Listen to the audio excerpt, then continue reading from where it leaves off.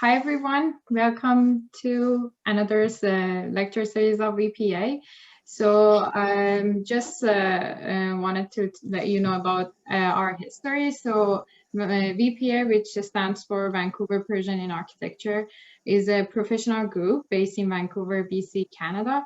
VPA was established as in 2008 under the DAR name by Lokman Azar. Our mission is to expand network among Persian designers, architects, and other related professional groups. And we are holding events, lecture series, and site tours. And our objective is to create a network to meet up, socialize, and exchange ideas. And learn about credential assessment, professional development, and mentorship. And also help each other, volunteer, and share job opportunities, share professional up-to-date news, standards, resources, and expertise. And I would like to appreciate our volunteer internal group that are very dedicated and spend a lot of time putting all this together and have these events. So yeah, and before we start our presentation, I wanted to say that you can, if you have any question regarding the presentation that Iraj will start shortly, you can write it in the box, in the chat box, and then after the presentation ends, we can ask that to Iraj and he can go over the questions. And I would like to introduce Iraj. So he's a geotechnical engineer, civil engineer, Vancouver trained, and also at BCIT, and he also got his master's degree in building science field at BCIT. Iraj works as a senior consultant in repairing existing buildings. Over the years, he used Helical piles to solve project challenges and acquired personal interest in future studying and gaining more knowledge in calculating design helical pile for engineering application. During presentation, Iraj will share with audience interesting facts about many uses, advantages, cost, time efficiency of using helical piles. So I listened to his presentation yesterday, and I'm sure it would be very interesting for you guys as well. So I'm inviting you to start. I think we can start now, or we can wait for a couple of minutes, whatever you prefer. Yeah, sure, definitely. Let's start with some background, actually. If I can share the screen. I think, do I have the privilege to do so? I don't think so. I think we can share. Yeah, I can see that here. So I'm going to share the screen. Let's start with the presentation ground. Where we will go here. So this is actually a good feature here at the base, so you guys and ladies can find out what I'm talking about in case there are slangs or terms or terminologies that you are not familiar with. So you can refer to the bottom, so that picks that up and can help you to understand what we are doing. So I'll start a little bit on the background, what helical piles are. I know there are a different group of people joining this presentation, from structural engineers to geotechnical to architects from Iran or from different countries that they may not be really familiar with helical piles. So I have added some basic what helical piles are. A lot of people have heard helical piles, screw piles, auger piles, helical piles, which there are different diversion, but they're all referred to the same type of piling as we are talking about right now. And they kind of calculate, all the calculations and the numbers run are fairly similar. Generally, deep foundation or piling, helical pile is one of them, are fairly similar in concept. We don't get into the detail of that, but we're just going to get into helical piles directly. But piles overall, and also in this presentation, we won't really get into detail of helical pile, a lot of details. I'll start around with some background, what piles are, get to some corrosion calculation, tell you approximately how loads are being calculated. And then we get to a lot of applications of how you can use helical piles with a lot of photos, actually, with different application, different piling, and different methods that you can use the piles for foundation, new construction, as well as rehabilitation programs for existing buildings, to lift buildings, repair buildings, and things like that. So I'll start with what is helical pile, because I believe some of the people joining this presentation may have that question up front. Helical pile basically is a giant screw, if you want to consider it, driven into the ground.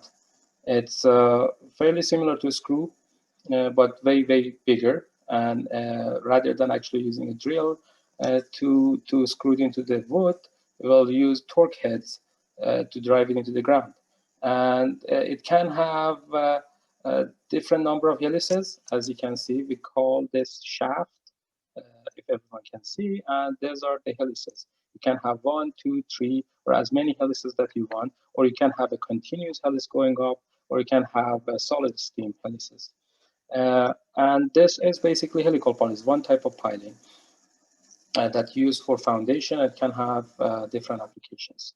Helical piles origin in the background. So the piles have been around for a very long time. A lot of people think that helical piles are fairly new, but they are not really new. They have been around since 1833.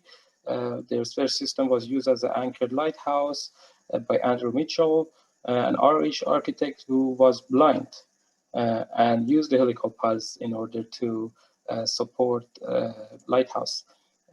They were not used much often since then, because a lot of manual labor was needed in order to torque them into the ground, and there were not much mechanical equipments in order to do.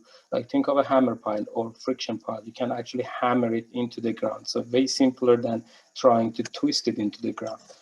But they were picked up again in around 1970s quite a bit, because mechanical equipments were advanced and people could use torque heads, larger torque heads, attached to equipments like excavators in order to drive them into the ground. So they started becoming very common because they do not cause as much disturbance as other type of pilings, because they're not being hammered into the ground. Really, they are screwed into the ground.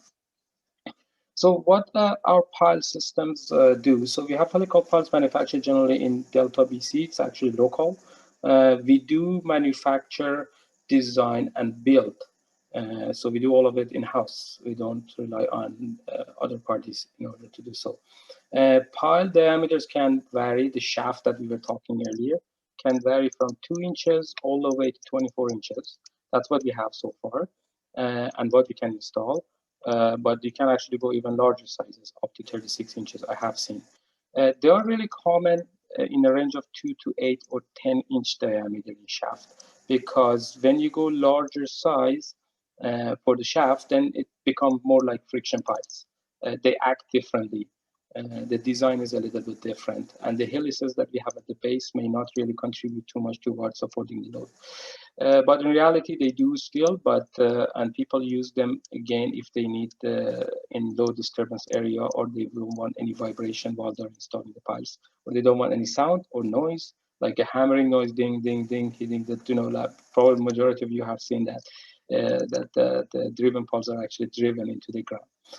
The helix diameter, the shaft can be number of them. It varies from 6 inches to 36 inches, even can be longer. Or larger in diameter. And the diameter of the helix depends on the soil bearing capacity, class of compactness, and the required loads. And all of those can determine what sort of pile shaft and the pile helices you are using for the pile. Please kindly, as Peter said earlier, just write your, I'm not checking the chat box right now, but write your comments or question in the chat box if anything arises, and we'll get to them at the end, just to make sure that we can stick to the timeline that we have. So there are North American standards for helical piles. There is nothing really common in BCBC or NBC directing it, but the references in 2009 IBC and 2018 IBC. Also, there are ICC criteria DOT, Department of Transportation, or MOT, Ministry of Transportation for Canada. They have guidelines for helical piles. And Canadian Foundation Manual, this is actually recent, older days we didn't. And some companies have CCMC standards for their piles that they have been specified, but they are actually for smaller size piles, like 2-inch to 4.5 inch to 5 inch, not larger than that. A lot of people may ask about corrosion. So you're installing a black steel into the ground, and you're not worried about this corrodes away? Yes, everything corrodes away. Well, there are 3 items. You have the material, you have moisture, you have oxygen. Yes, they will corrode away, but we have a design lifespan generally. For residential application, around 50 years. For post-disaster buildings, around 100 years, or any design application or service life that someone specifies. Like, for example, for a school district, that can be approximately 100 years, because those are post-disaster buildings. But you can change and you can plan with it. So if you want to use bare steel, bare metal piles in Vancouver, generally it's around 70 years. But if you want a more lifespan out of the pile, you can increase it by galvanizing it. Or there are other methods that you can use, like cathodic protection, zinc pellets, sacrificial zincs, or impressed currents. So that means they're connecting it to the solar panel. You actually induce currents into the system, so you can actually protect the steel. The corrosion is not really a limitation factor when you're designing piles. So this table actually shows a different type of soil resistivity, corrosivity categories, and example of different type of soils. You can compare bare metal versus galvanized and see this is mainly focused on Lower Mainland and the type of soil that we have, but it can be actually expanded to other soils, because soil is really soil. Depends on the pH and resistivity that you can collect from. And bare metal piles, you can see if the soil resistivity is more than 30,000, it can actually be kind of unlimited, 300 years, which we don't even need to galvanize it or protect it by any means. This is actually the interesting part. We'll get into basic calculation. This is the torque, stands for torque, which we read out of a machine. Fairly simple way, correct in 85 to 87% of cases. This is empirical formulas, actually driven by testing and measuring and testing and repeated measurements. So the torque is a definition that you get from the machine, how much torque that you can get with the torque head, and KT that you see, it's actually an empirical torque factor, which relates to the shaft diameter of the pile. And when you multiply these two together, just jump together, multiply these together, you get your ultimate capacity that you can get out of the pile. And then geotechnical engineers put their own factor of safeties on it. There are basic factor of safety requirements on Canadian Foundation manuals, but some geotech engineers would like more. Sometimes you want the part to be load tested, but this is a really basic method and simple method. You can calculate your capacity. For example, if you want to use a 2-inch pile and you want 10,000 pounds, 10,000 divided by a KT of 10, you get around 1,000 torque. That's what you need. And then you know how much torque you need in order to stop and make sure that you have received the loads that you require.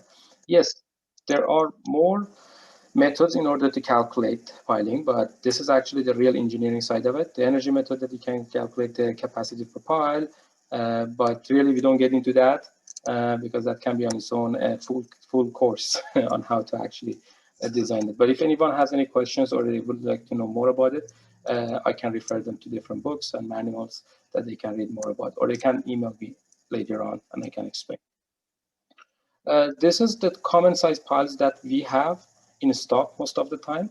And they can carry, it shows how much they can carry a lateral, how much are lateral capacity, compression capacities, as well as bending moment for the piles. And we have tried to classify them in different versions. So just so people can pick easily what they need. and without even knowing the load. So they can say heavy residential, light to heavy commercial, for example. They can use the type of piles and the size that they need. This is what I was telling you earlier about the KT as well as torque and the capacity. For example, if you have a 2 7/8 pile, a shaft diameter, and you get 7,000 foot-pound of torque, you multiply that 9 by 7,000 and you get 63,000 ultimate capacity in pound. Simple. And that's how much your capacity will be. This all depends on if you can get this torque when you're installing it in the ground. If not, then the torque is less, then your capacity is less. So different methods for helical piles directly. So we call it individual bearing methods or conical. Depending on the type of soil that you have, you may get shear capacity out of the shaft as well as the conical section, or you can add the capacity that each helix provide in order to support your load. The same thing happens for anchors. When the helical piles are in tension, we call them anchors. When they're in compression, we call them piles. Basically, they're the same thing, but acting differently. If you hear an anchor, that doesn't mean really it's a different thing. It's just, it's in tension probably. It's like you're pulling against that. We have different equipments, different size equipment, from a small machine that can go through a man door to a large excavator of 320 to 300, around 20 to 25,000 pounds. Sorry, 25 metric ton. And at each they can provide different type of torque, so they can use and install different pile sizes. We can go into houses, we can go into warehouses, we can install anything anywhere almost, and we'll get that when we get to the application for the piles. Good advantages for the piles is you don't need excavation necessarily, you don't need concrete, no weather delays, you don't need to wait for concrete to cure, you don't need to wait for the rain to go away in order to pour concrete, you don't need to repair landscape after you're done. Generally, no footing inspections is required because you don't have rebars. Not necessarily that you don't, but you don't need to, or for a certain application that you don't need to. Ready to build instantly, it can be done right away, get out. Allow building in the remote areas because sometimes it's hard to transport concrete and rebar to certain areas, but you can actually move a machine and steel together there and build a foundation for your building. And every installation is engineered because you can measure torque and you can, your KTs, and you can figure out how much load your pile can carry easily. If you're not satisfied or the geotech is not satisfied, they can request to do load test.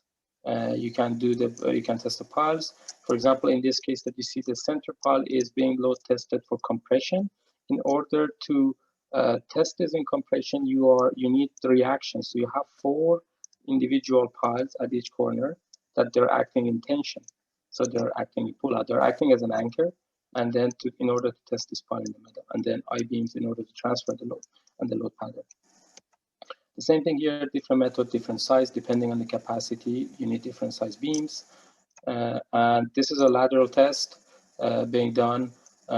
Generally, helical piles failure mode is in deflection. It's not really the pile gonna fail and bend, but it reaches certain deflection and the pile considered to be failed. And that depends on what type of structure you have above the pile. Further reading, if anyone is interested, you can register for YA engineering courses that are provided through EGBC I think every 3 to 6 months. This is Dr. Abdul Ghani that I was talking about from University of Victoria. He teaches at UVic. Actually, his PhD entirely on helical piles. And also there's a really good book that's basically our Bible for piling, and that is from Dr. Perko.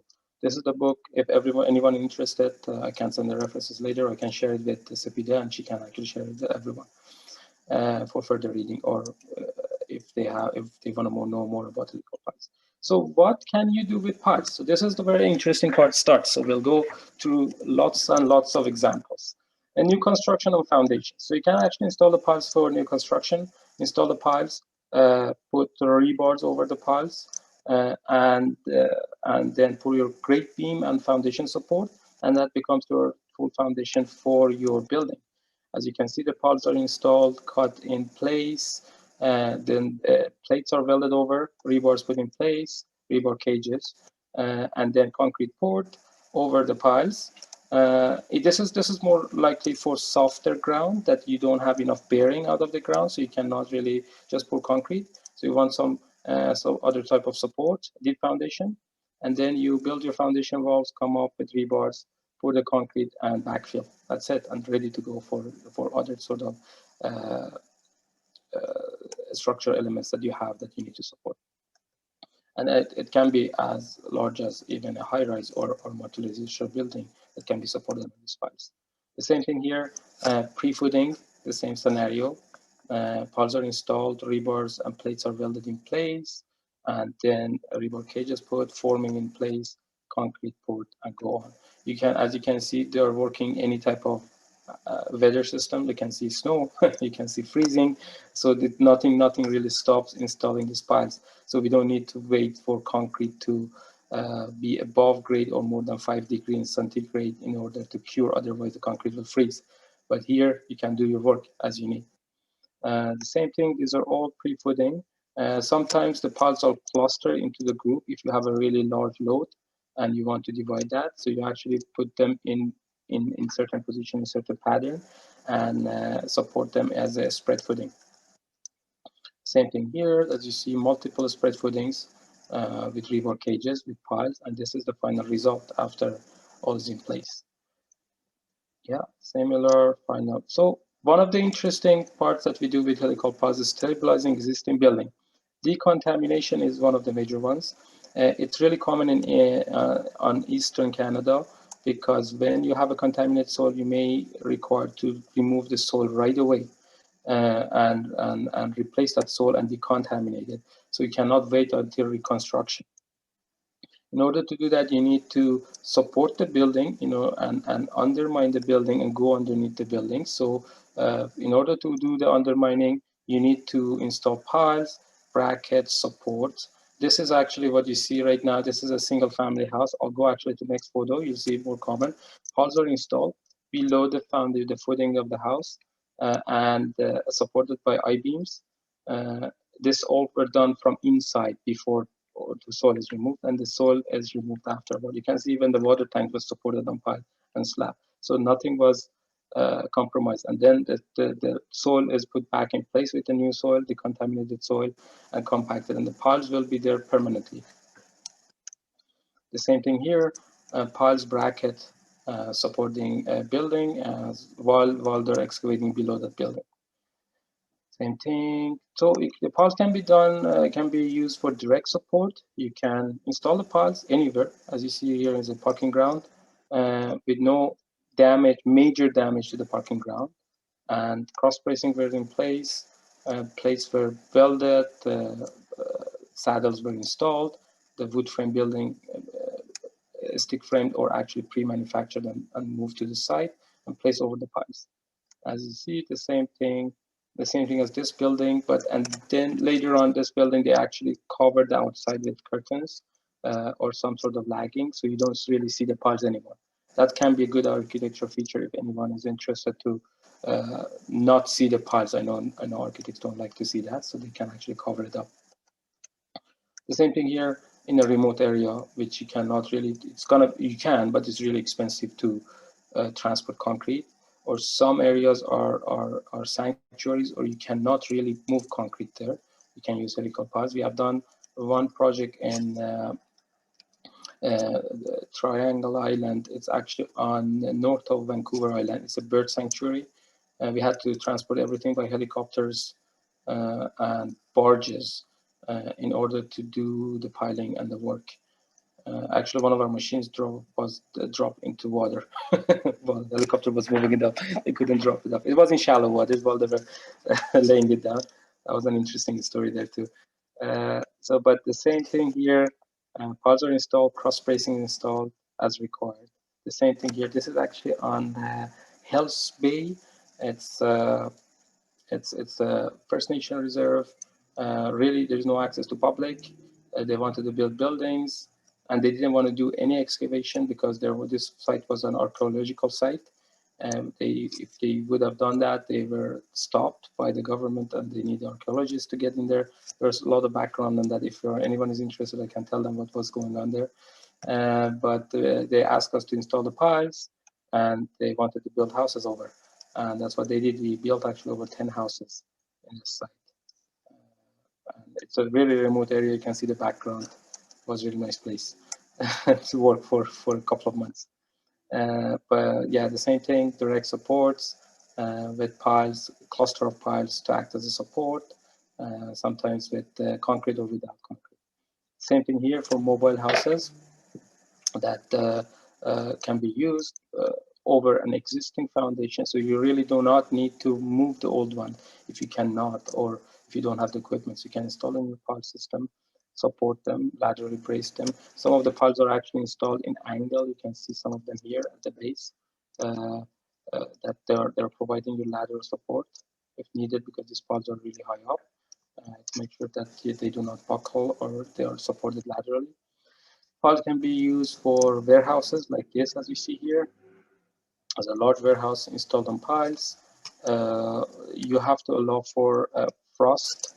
As you can see, some of these areas are lifted above ground by a few inches in order for the ground to move freely without damaging the building. Same thing, telecommunications. Lots of them we are actually working directly on with Rogers right now and other telecommunication sites. But they're designed with guy wires to hold telecommunication grounds, and they can support the ground both in compression as pile and tension as anchor. Bridges, this is actually an interesting one. We are working right now in Belcaro as a bridge been designed on piles, and yeah, piles and then concrete over rebar reinforcement. And as you can see some of the pictures here, the same thing, you see the piles and the pile caps and the rebar in place and concrete pouring. And then this is the final result with different bridge shapes and elevations. So piles can be used in environmental sensitive areas. We'll get that to that as well, because you don't need concrete. You don't really need to be worried about that. These are more bridges directly supported with steel plates.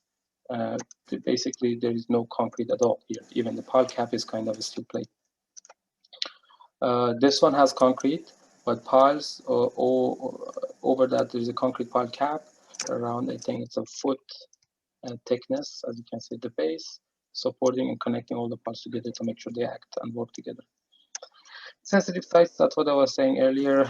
You can use the piles in order to go around sensitive areas, trails, a lot of trails. Actually, this is becoming really common everywhere. It's almost everywhere, from Tofino all the way to Vancouver Island to going all the way to the west to Hope, to Harrison Hot Spring trails, becoming fairly common to drive them on piles, especially if you are working on marshlands that you do not want to move your machinery onto the native soil, or you're not allowed to do that because it's an environmental sensitive site.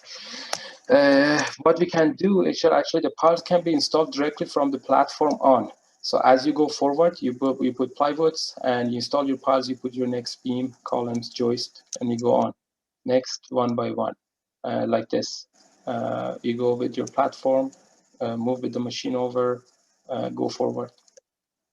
Piles can be installed in beaches like that. It's easy access, no need for concrete, no need to really damage anything or bring and do excavations.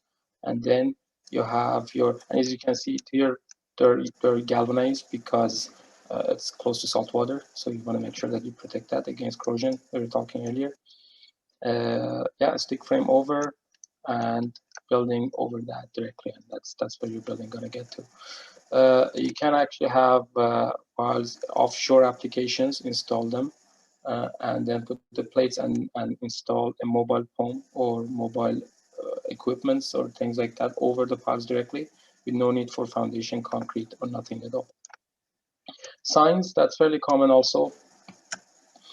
Can be directly supported by the piles, or can be supported by piles and concrete cap. As you see here, Same thing, pile cap, and this is the final sign installed directly over the piles. As larger size piles, signs, they require larger number of piles generally, or bigger size piles in order to carry the bending moment and the lateral forces applied on the piles on the sign. And this is it, and the foundation is in place. The sign was delivered by crane, installed over, and good to go. This is another one, a single one. Underpinning. This is that's an interesting ground because you can lift existing foundation and level houses that they already settled. Probably all of us have seen applications like that easily. So the piles are installed around the building, around the foundation. So the building is excavated around the foundation all the way to the footing, and the piles are installed, designed and installed certain spacing, and then there are jack installed over the piles, hydraulic jacks, and you lift the building 1/16 of an inch at the time. You don't want to make dynamic loading. You want to make sure you're as static as possible to reduce the cracks and damages that you can do to the building, and go forward. Or manual jacks are installed and lifted. And when everything is lifted, you weld everything in place and backfill. As you can see here, jacks installed on each of the piles and brackets. This is another interesting one. This was done in Langley, BC, because this building was sunken by so much, approximately I think 16 to 18 inches in one location, and concrete was cracked all around and every corner. So we were worried about excavating from outside.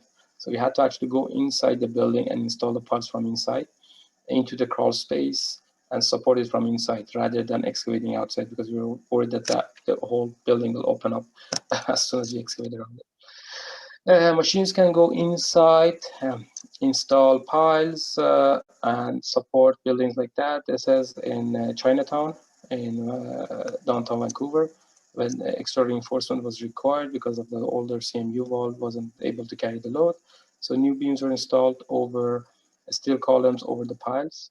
The same thing, fixing old foundation that they have moved, supported, shored the existing roof here, remove the concrete pillars and sonotubes and replace them with new helical piles and support it from then on. Same thing here for gazebos, for roof supports, for garages, carports, things like that. Same thing can be used. For docks and boat houses, you can actually, as you can see, this is a frozen lake. The machine goes on. It's like you're doing ice fishing. So you auger through the frozen lake and then install the piles, and then you can support your floats or dock directly over the piles like that, and that's it, and that lasts forever into the and this was actually interesting because you really didn't need a barge in order to install the piles. You could go run back. I'm going back there. You can run over the frozen lake. That was an interesting application. You can use stairs, you can use playgrounds on piles. We have done quite a bit of that for City of Richmond, park departments. We're close to, I think, 20 of their parks, the playgrounds are sitting on our piles. That has been an interesting client because they were introduced to us around 10 years ago when we just started. Yeah, golf courses or shooting grounds, the same thing. We can support the roof, any application with minimal damage. As you can see here, just the concrete, the asphalt, the blacktop was jackhammered by 12 inches, 12 to 13, 14 inches, and then piles were installed, and the steel plates and the actual steel structure on top of that directly. You can see that better in this picture. Pillars for fences, if you're on the soft ground and you're worried about the pillar to be too heavy and sink into the ground, you can support it on piles. We used to do this quite a bit, but not recently. I see less and less of this because people are building less and less of the pillars. Cabins, the same thing, like regular buildings, are supported on piles.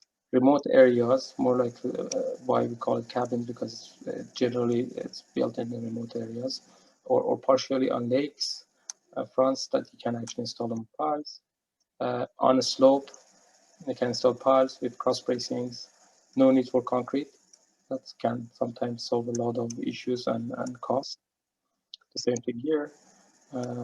Direct support of the wood beams on piles. And the piles, as you can see here, varies quite a bit by size. This is just to protect it against some lateral loadings. You have to make sure that that works as well as the compression. Same thing here, these are stick frames. The same as here. More pictures for cabins, directly supported as well. And mobile homes, the same as cabins, but rather than use stick frame, you kind of install the piles and the crane in the mobile house or mobile home directly over the piles. Yeah, crane in, lift it and put it in place, just level and go on.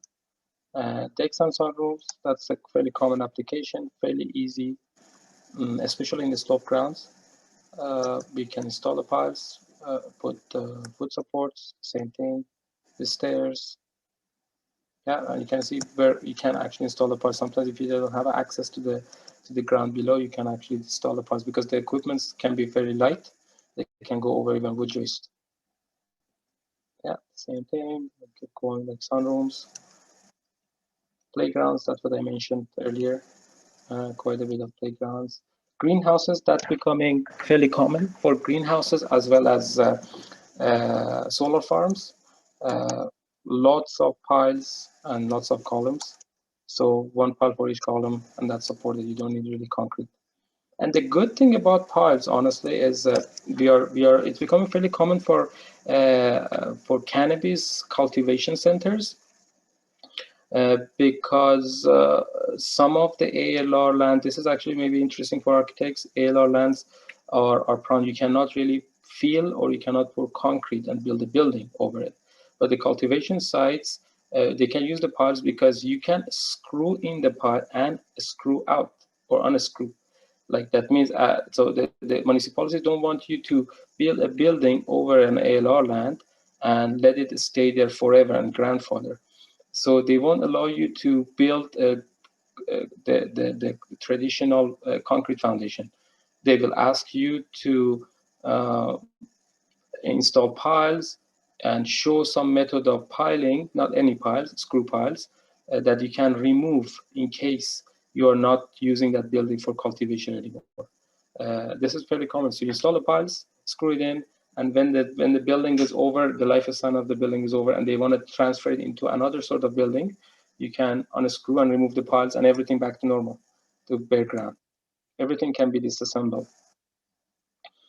Industrial equipments, you can use them for bollards around equipments in gas stations to protect against vehicles driving into that. Electrical boxes, this is fairly common for electrical engineers. We get quite a bit of interest from electrical engineers on soft grounds that they're worried about their electrical boxes or transformers or things on the ground. They install the piles, we install the frame, steel frame for them, and they actually support the building directly over that. Yeah, like that, or the electrical box directly over that. The same thing outside of, for mechanical equipment, when you are really not allowed to encroach into your setback, sometimes you may be able to install the piles and a mobile structure over to support your equipment outside your building. Or inside the warehouse, you are having a heavy equipment that you want to apply or you want to have in your warehouse, and your slab is not cannot carry the load. You can reinforce the slab easily with some extra piles and use the foundation directly supporting that equipment, like this. Telecommunication repairs also can be done using piles. As you can see, this is one of the columns were settling down. So piles were installed, they jacked up to level and support that column in order to, rather than trying to redo everything. And especially if it's in the remote area, that can be really expensive to repair with concrete and rebar again. Solar panel, as mentioned earlier, same thing, becoming fairly common nowadays. Lots of solar panels, lots of piles, fairly simple. Install the piles and then frame over as well as the solar panel directly on that. Retaining walls, you can use piles to retain soil along with wood or concrete. In this case, wood was used. The same thing, larger size piles with wood installed, and this is the final product of that. It's actually really nice, but nobody knows that there are piles in those sectional pillars there. And you do not need any keys or shear keys or overturning keys in order to protect the wall against overturning, because the pile is doing all of that. Or repairing existing concrete or retaining walls or any type of walls. Fairly simple with less destructive methods like drilling a hole just to pass the pile through, and then installing a bolt and bracket over that to support the wall from moving forward further. I mean, in this case, you have to make sure that the wall itself has the capacity to carry that bending, because if it's not fully reinforced, it may crack in different directions. That may sometimes be the hard decision to make. The same thing here for retaining walls. Shoring. Vertical piles is actually pretty becoming common for shoring grounds. Beside auger piles, edge piles, the next on the list, this is actually from Dr. Perko's book, is helical piles. Different sizes. It can vary as much as like 6 inches all the way to probably 24 inches with the shaft diameter. And this is really good for shoring. As you can see, when you are doing in soft ground like peat bog, this is in Vancouver, in peat bogs, you do not want to cause a lot of vibration and stress, because the neighboring properties are really shallow, have really shallow footings and foundation. If you try to hammer piles into the ground, it can actually cause quite a bit of vibration. Or where water table is high, hammering anything into the ground causes waves that can go a few blocks away. Sometimes, I don't know if anyone has experienced that trucks passes by in the high water table areas, and you can feel the vibration on your house. So the same thing, you do not want to have the vibration, so you can use the piles with load lagging, with helical piles to shore.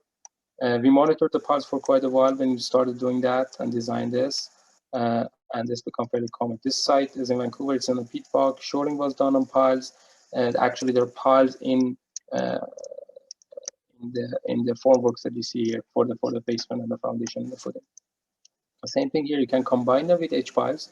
H piles with helical piles, like here, H piles was used for shoring, and helical piles was used for bearing of the loads, bearing the load of the building for the single family house. For here, actually helical piles is holding this hydro post in place after excavated all around it, right? This is the same thing. This is more like a swimming pool in Vancouver. When I was talking about high water table, we can see what exactly it is. It's piles installed, so definitely need shoring. Otherwise, you can cause damages to the neighboring buildings. And then backfill. You have to backfill the gap in between the piles, and the shoring ground with gravel in order to make sure that the ground does not move. And here, generally, a lot of these peat bog areas in Vancouver, we install the piles for shoring, as well as we install piles for bearing. You can see the piles in the ground are actually the ones that are used for bearing. The same thing for shoring. There are different methods. You can combine it with wood. This is a building in New Westminster. It's a Romanian church. They wanted to add an addition to the church, so we had to shore an underpin. In this case, we underpinned as well. The building itself is underpinned. You can see steel brackets supporting it, and then shoring was used. Tree protection. This is actually interesting one. It also gives you the step-by-step of the work when you have concrete.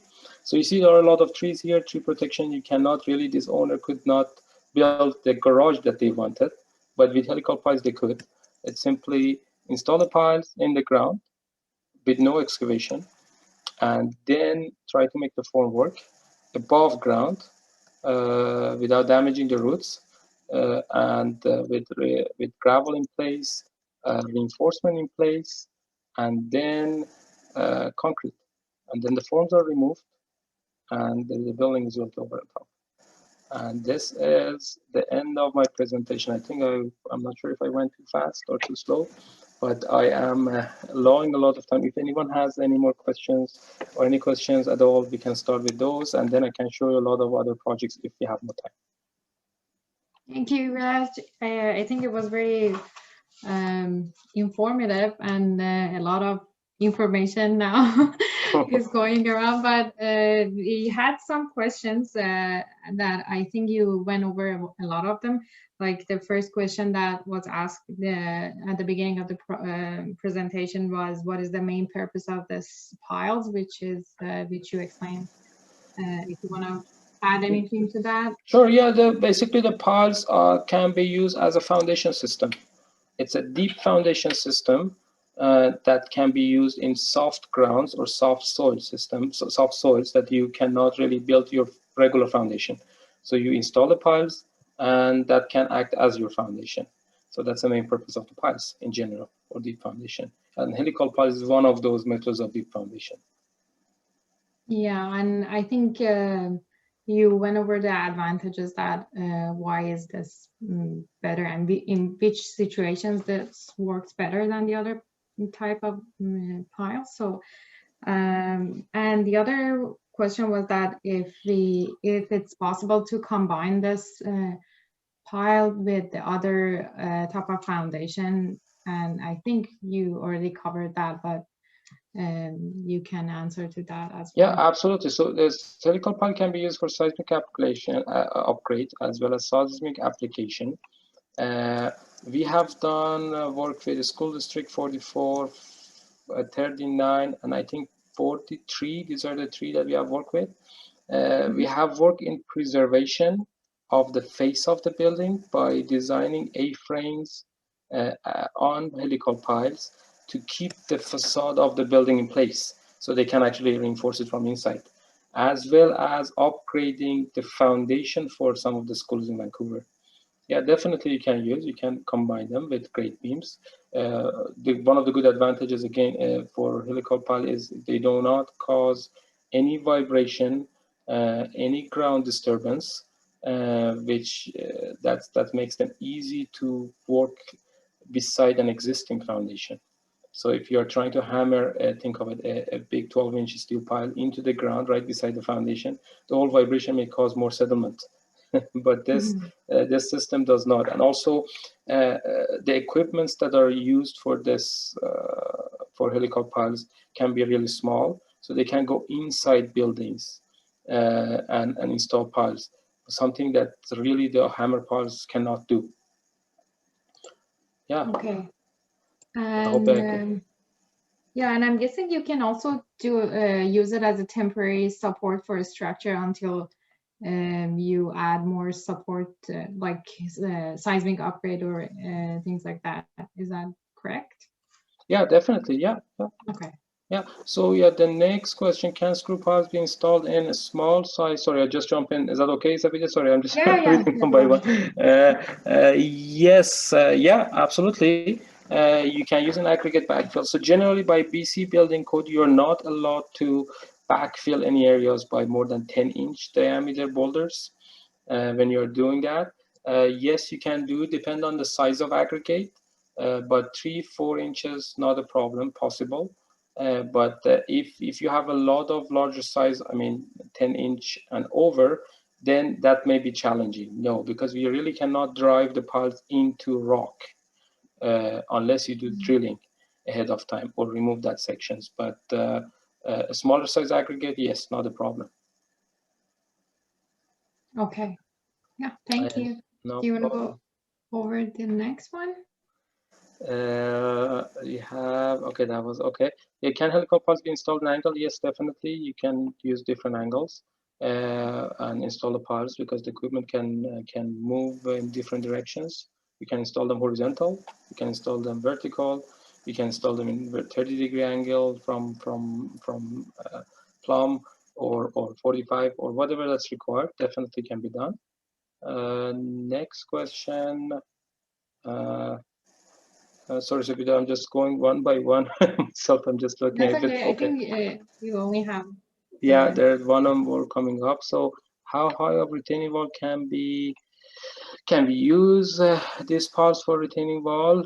Does lower part have to be stronger? You can go quite a bit, but remember, as you go higher on the retaining wall, your shaft diameter will increase. That means it's become more expensive. So definitely you can go. We have done retaining walls up to 25 feet with piles, but reality is if you go longer, then you need some other sort of support or some buttresses to be added in order to support the load. And it's really important to know if you're doing that retaining wall, is that a temporary wall or a permanent wall? If it's supporting a building or if it's not supporting the building. Why I'm saying that? Because if it's temporary, you really don't need to design for pure water pressure against the wall. You do not need to design for seismic. If it's not supporting a building, you may not need to design it for seismic because it's just retaining soil. But if you are building a retaining wall that supporting a foundation, basically the retaining wall is against the foundation of a building, then definitely you need to design it for seismic. When seismic load and earthquake loads get involved, that can make the parts and the entire design really expensive. But yes, definitely you can. And I would say if you need to go with the larger size retaining wall or a further height with retaining walls, then you definitely need to go with larger size parts or reduce your spacing with the number of parts that you have. Definitely. Or you can combine them with your concrete retaining wall if you have a soft ground and have the piles work in tension compression. So think of it, this is a wall, try to rotate. So some of the piles work in tension to hold the walls and some of them work in compression to hold it down. Yeah, there are different ways that you can do that. I hope that I could have answered that question from Sam. I'll go to the next. It was great. Thank you. Thank you. And the next one is renting elements for retaining walls available in the market. What do you mean by this? I believe it's Kianush asking that. Can you explain more? If you want to get on and ask the question. Yeah, you can turn on your microphone and talk. Can you hear me? Yeah, we can hear you. Iraj, thank you so much for your great presentation. I mean, is this idea have gone to the market? Because for the retaining walls, you can screw in and screw out. So the elements, the piles are not going to be stay at that location forever. Definitely. So is it something available in the market? I mean, installing just like pile driving. Yeah, definitely. Yeah. So what you are seeing here, absolutely. Yeah, for shoring. I'll go back. Just give me 1 second. The shoring piles that I was showing everyone earlier. This is exactly what we did here. So these piles were actually installed as shoring, and when the building was built and constructed and backfilled, we went back and removed the piles, unscrewed them. So this is actually becoming fairly common because I know District of West Vancouver, City of Vancouver recently started not allowing to leave the jumbo blocks or concrete large blocks in the ground after shoring. That was very common. So you can actually use this because think of it, you're building a wall temporary to shore and to support, and you're dumping a lot of concrete which has a lot of carbon emission when it's actually being the cement itself when it's being produced, right?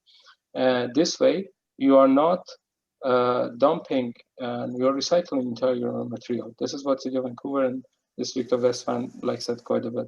Yeah, definitely you can do that. You can install the piles. That's the advantage with helical piles, and then remove and screw them out. Unless you don't have good access. Here we had a good access to get, and generally we prefer that as well because you can get some of the material back, and sometimes we even provide credits to the client if we can get the entire pile out of the ground. Yeah. So there are places to rent, right? Is that so basically we rent them out. Yeah. So you cannot rent piles directly out of Home Depot, for example, Rona. No, but we can install the piles, and we have done that. Actually, this is the system that we made like around 8 years ago to rent shoring. Yes, rent piles basically install the piles, leave it in place up until the excavation is done, the backfill is in place, and the owners will call us back in and we can remove them. Yeah, basically that's rental. Okay. But originally we were renting them. We were giving the credit upfront, but we were informed, or not a lot of clients call us back. So we had the piles in place. So nowadays we charge a full price. If they call us back to remove the piles, then we'll give them the credit. Iraj, can I have more question about exactly the same project you are showing here? Absolutely, yeah. What about the woods? What about the lumbers? Did you remove the lumbers? No. Yeah, the lumber stays in place. Lumber Yeah. cannot be removed. Yeah. Thank you so much. No problem. Yeah, you cannot really do that because you're really, I mean, it's everything falls apart. Or you have to do it before the backfill, which is not safe at all because you're kind of compromising the entire shoring what you did. Or you have to do it after backfill, which is really hard. You cannot really get the lumber out. Yeah, it stays in place. But fairly lumber can't be reproduced, right? So that's the reason behind it. It doesn't have much carbon emission than steel and concrete. So yeah, I hope I could answer your question. Any other question? I closed the chat box. Let me bring up the chat box. I think the next question is if you can summarize the advantages of using this type of piles as less concrete, faster, cheaper, deeper, and more quiet. Is that? Definitely, yes. I'll go back up to our original slides. Yes, basically when you are using piles, so not necessarily you don't need excavation, but you can do a foundation without excavation. That's one big advantage. You do not necessarily need concrete in remote areas. Rebars, city inspections, those all can be eliminated when you have the piles. No weather delays. You can do it rain or shine, and freezing grounds, all type of grounds. Really, you can work 24/7 if you want to, day or night.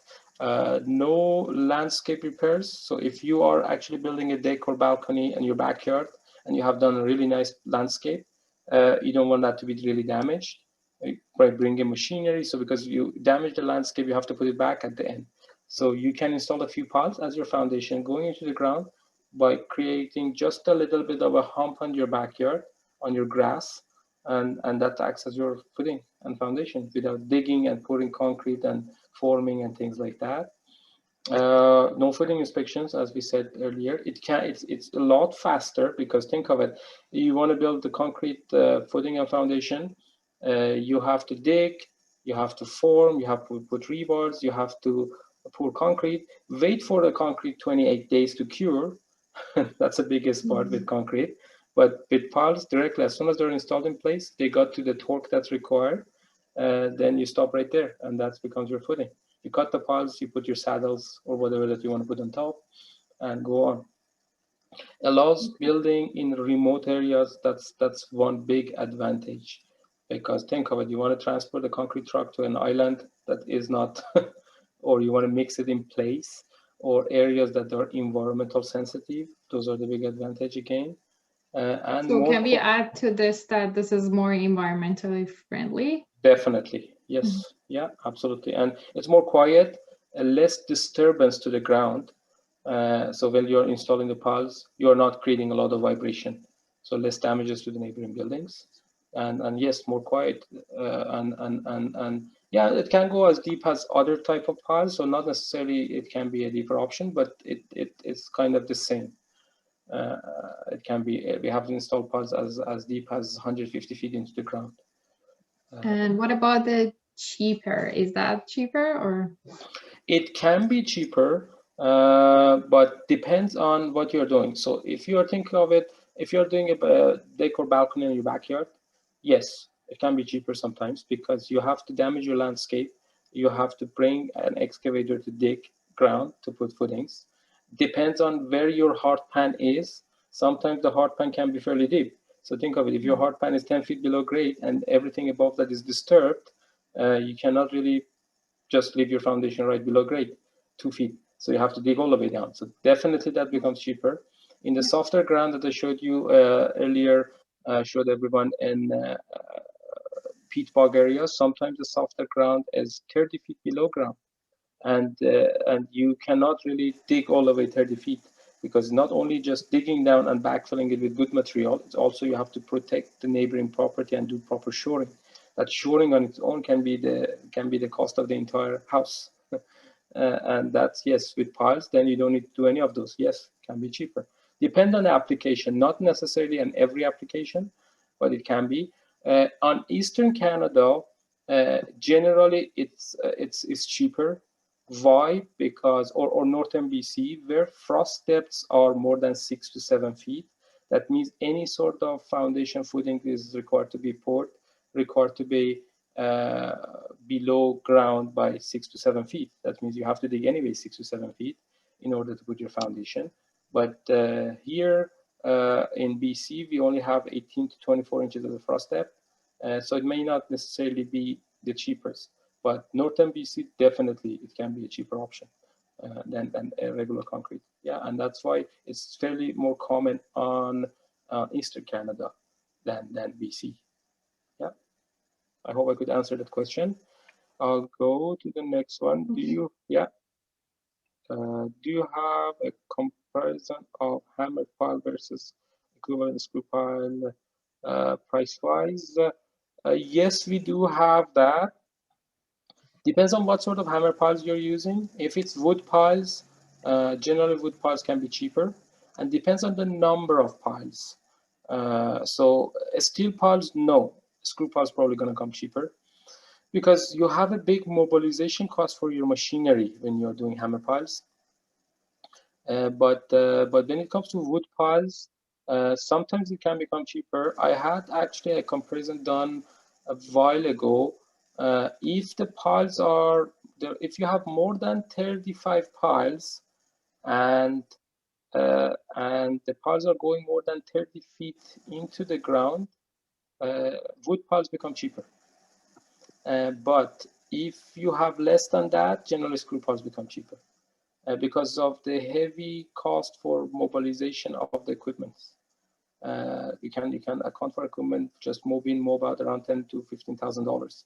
But with $10,000 to $15,000, you can install 15 piles, and so without just the cost of, or because you can mobilize the machinery, a small machine with the trailer. You don't need heavy equipment or heavy excavators to be transferred on site, and the cost of those excavators.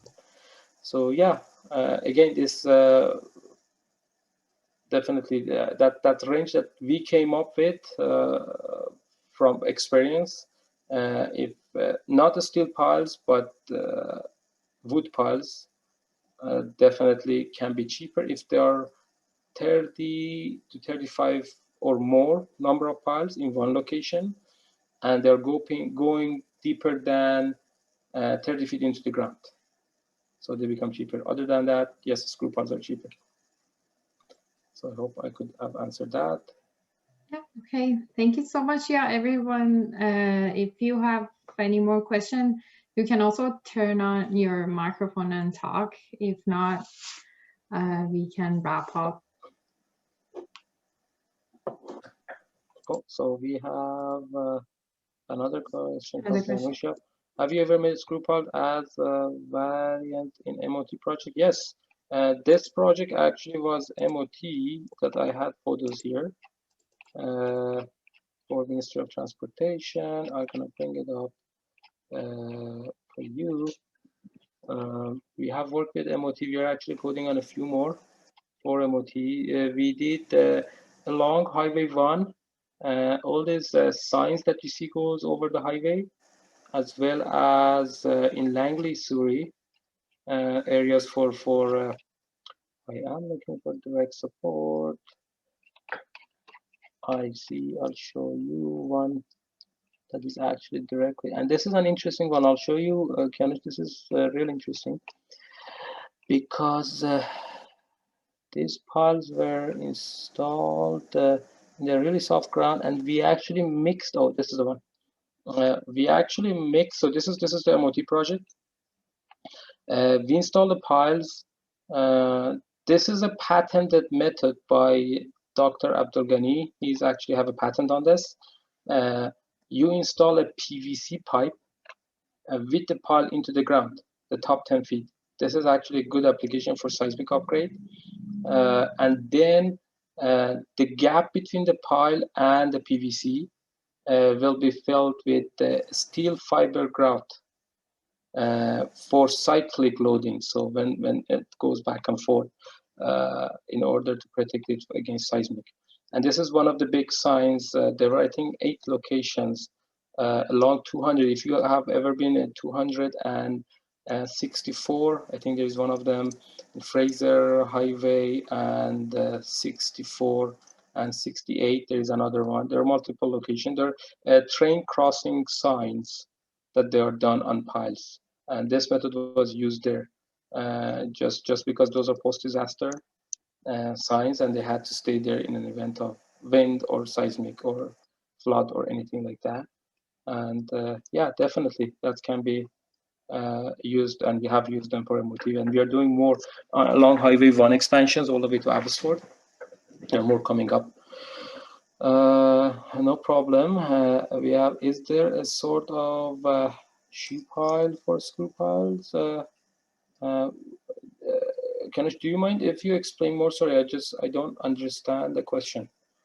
Yeah, Iraj, actually, when we drive the piles with hammer, there is a shoe pile just like a cone sitting underneath of the pile before inserting to the ground. Is there any shoe pile like that, just like a cone, to let the screw piles go if it's some bigger boulders, not boulders, sort of bigger material? To slides away, yeah. So the helical piles are generally cut at 45 degree at the tip, like this. I'm gonna bring it up so you can see this is actually cut 45 degrees. That does the same thing. But our biggest problem with hammer piles, you kind of having only the shaft of the piles, but here we have the helix as well, and that is the driving factor. Sometimes if you hit the boulder, it can pull the pile away quite a bit, and then you have to correct it from the top. So I don't know if I answered your question right, but yes, there is. And then in hammer piles, you are using a tip resistant as well as the shaft resistant when you design the pile. Here, majority of the pile, we in a smaller size piles, less than 8 inches, we try to ignore the shaft resistant or shallow piles. We ignore that totally.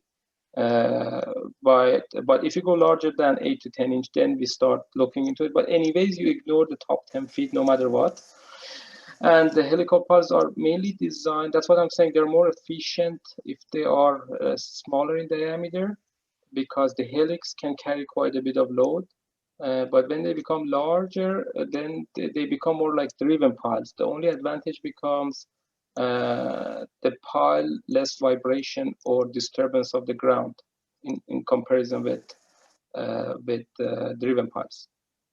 So yes, and this sleeve, you see some of the companies, they use a sleeve around the piles to protect the pile against frost uplift. So think of it, this pile goes into the ground, and the ground will be around a foot away from the top of the pile. The ground moves up and down when it freezes. So they put this sleeve so the ground can move with the pile itself, with this sleeve itself, and not affect the pile.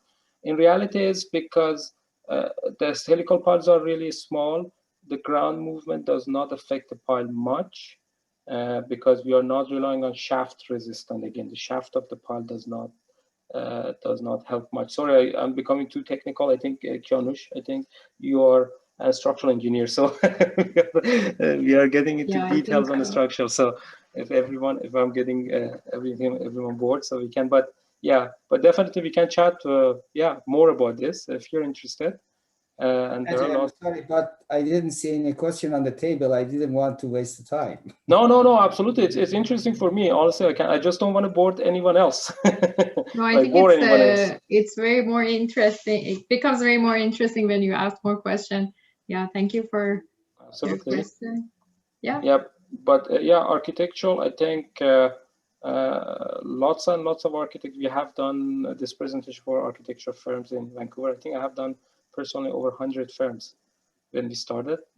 And to architect knowing what they can use and what are the applications for the piles, they can actually use them quite a bit. And I think that can be an advantage to knowing that. Yeah, One definitely. more question for you, Iraj, if you have time. Yeah, absolutely. Yeah. You told the sample project you offered for the retaining wall. I noticed that you are talking about the big pit area. Am I right? That was for shoring. The one that I showed you for shoring. Yeah, you told it was in a pit area. That's right. It was a pit bog. Yeah.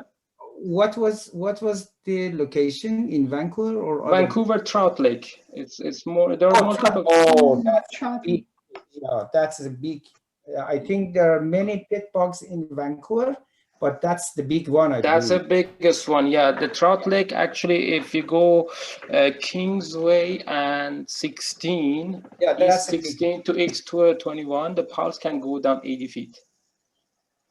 Yeah, that's the biggest one. Yes, there are multiple locations that we have done, probably over, I don't know, maybe 500 houses in that neighborhood, all around the pit bogs and piles. I have a special one for you, Iraj, because I don't know, I am getting more than I am eligible to ask questions. I have a project that the pit area is about 7 feet down the grade. Okay. And I have a basement on that project that underneath of the footing is around 6 feet on the grade. Okay. And I think I talk. I don't know what to do with this. The thickness of the mud and silt is about 4 to 5 feet. Replace it. If I replace with the structural material, then I need shoring. I need to take care of the neighbors.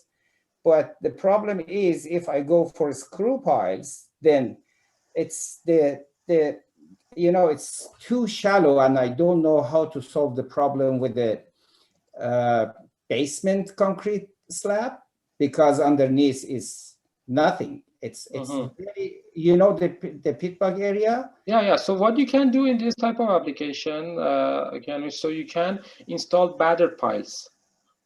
So rather than just installing vertical piles, I understand you're worried about lateral and seismic.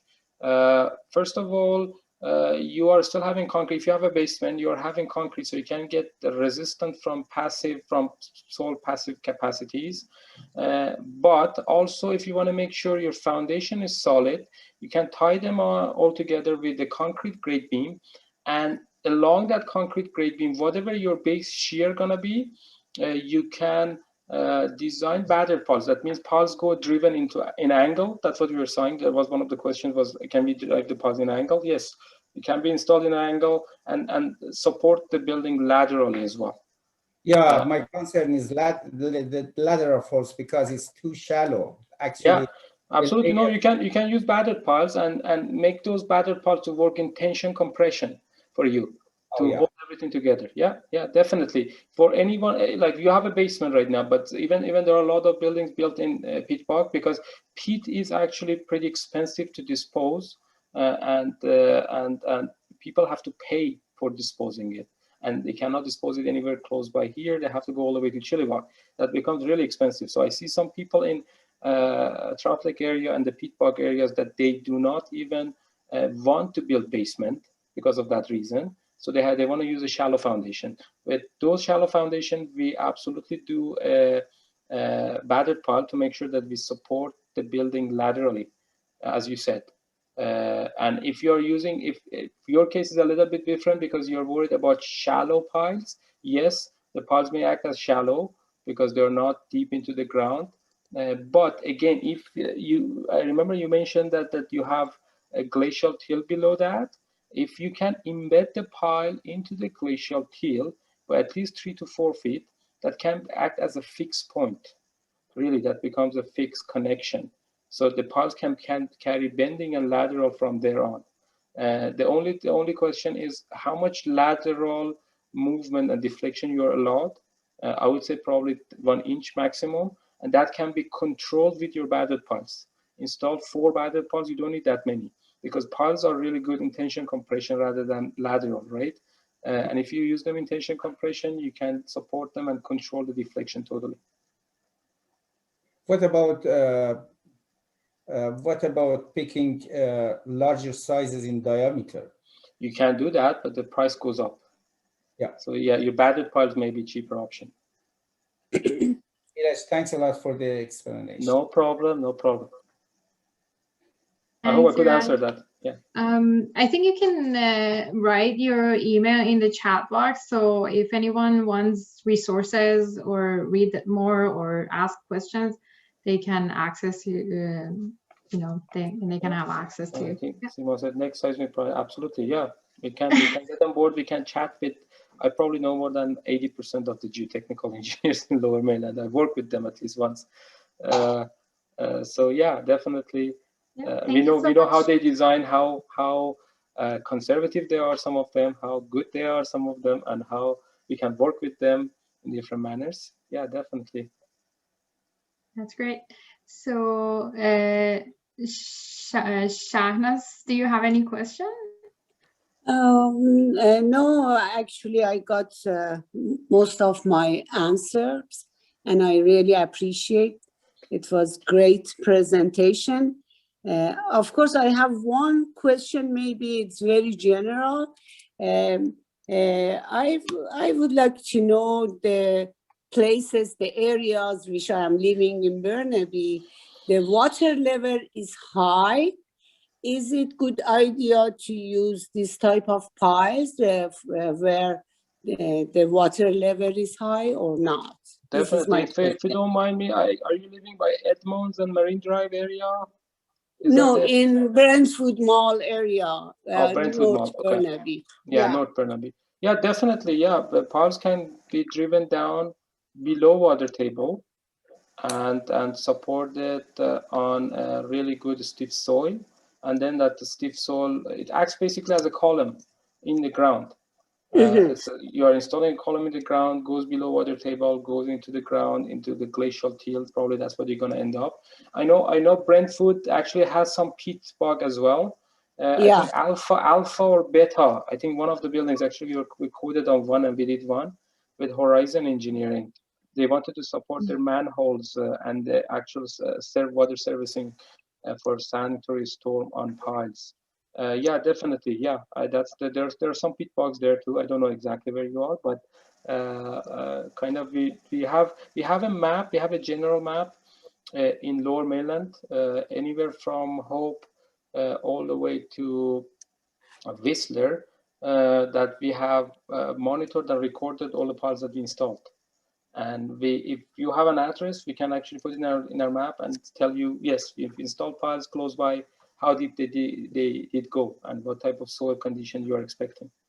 Okay, thank you very much. Yeah, thanks. No thanks a lot. problem. No problem. Thank you, Raj. And I think we're about to hit 7:30, so I think we had a good time management. So I think I went a little bit faster up front. I was. That's okay. I think it was clear, and you answered a lot of questions. So thank you very much for everyone's time. And if you don't have any questions, have a great night. Yeah, thank you, everyone. Thank you for listening to me. I hope I didn't bore anyone. And if you have more questions, do not hesitate to call or email me. Have a great day. Thank you. Thank you. Night.